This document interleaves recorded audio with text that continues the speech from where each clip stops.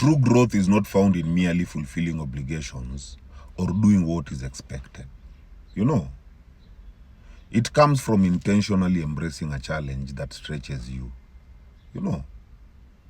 Anyone becomes great by willingly choosing a task worthy of their potential, and allowing that task to shape them.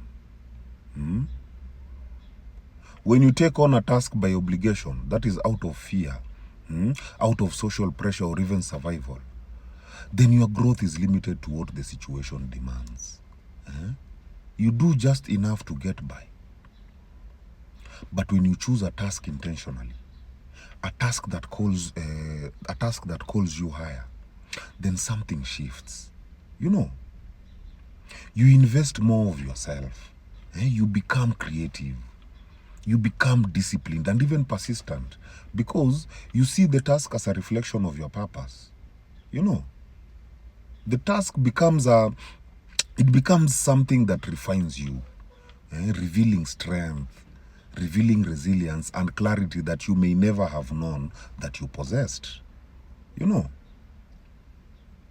Psychologically, intentional challenges activate intrinsic motivation. That is the internal drive to grow and achieve beyond external rewards. This leads to deeper engagement. It leads to more resilience in the face of setbacks, and even a greater satisfaction. When people operate under pure obligation, they are more prone to burnout and resentment. But a self-chosen challenge turns struggle into meaning. It turns hardship into transformation. Spiritually, an intentional task aligns a person with their soul's contract. That is the lessons and growth they came into this life to experience.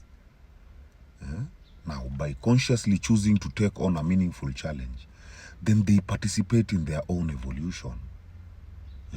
The task becomes a form of prayer, or even a sacred offering through which they are shaped into a clearer vessel for their higher self. Obligation may bind, but intention liberates and elevates. In short, a man truly grows in proportion to the greatness of the task he chooses for himself. Growth is not about doing what you must. Growth is not about doing what you must, but doing what you are called to do. When you take on a challenge with intention rather than obligation, then it forges character. It deepens meaning, and it aligns you with both your psychological potential and spiritual destiny. My people, heal. Heal.